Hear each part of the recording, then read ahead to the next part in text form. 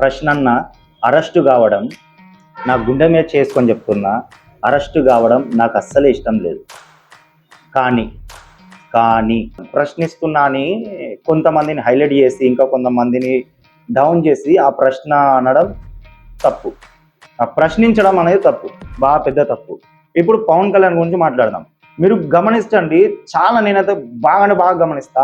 పవన్ కళ్యాణ్ పేరు రాగానే ముఖంలో స్మైల్ వస్తుంది. అంటే మంచి స్మైల్ కాదు.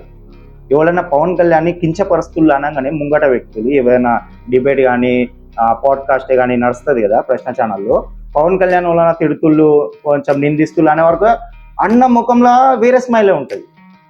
ప్రశ్న అన్న ముఖంలో అది వేరే స్మైలే ఉంటే ఏదో ఆనందం, ఏదో అది ఎందుకు అర్థం నాకైతే ఇంతవరకు అర్థం కాలే.